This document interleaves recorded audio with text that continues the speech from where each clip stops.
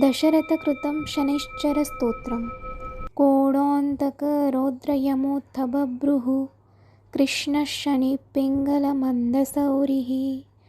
नित्यं स्मृतो यो हरते च पीडां तस्मै नमः श्रीरविनन्दनाय।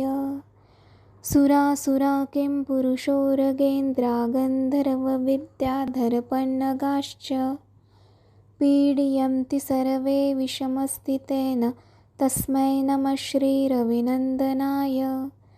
नरा नरेन्द्रः पशवो मृगेन्द्रा वन्याश्च ये कीटपतङ्गभृङ्गाः पीडयन्ति सर्वे विषमस्थितेन तस्मै नमः श्रीरविनन्दनाय।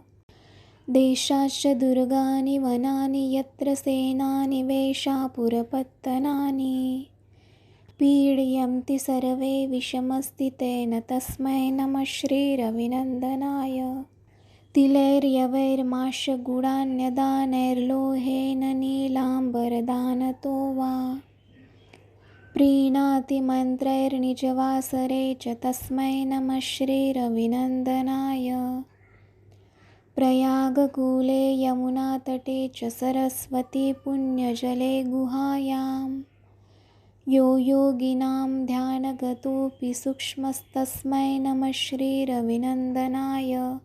अन्यप्रदेशात् स्वगृहं प्रविष्टस्तदीयवारे स नरसुखी स्यात्। गृहादगतो यो न पुनः प्रयाति तस्मै नमः श्रीरविनन्दनाय। स्रष्टा स्वयंभूर्भुवनत्रयस्य त्राता हरीशो हरते पिनाकी एकस्त्रिदारुग्यजुषाममूर्तिस्तस्मै नमः श्रीरविनन्दनाय।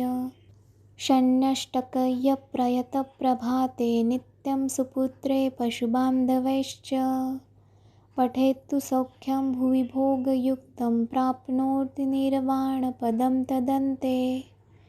कोणस्तस्पिङ्गलोपभ्रुः कृष्णो रौद्रोऽन्तको यमः सौरिशनैश्चरो मन्दः पिप्पलादेन संस्ततः।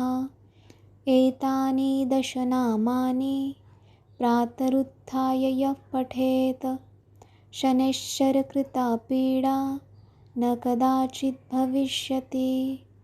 इति श्रीब्रह्माण्डपुराणे श्रीशनैश्चरस्तोत्रं सम्पूर्णम्।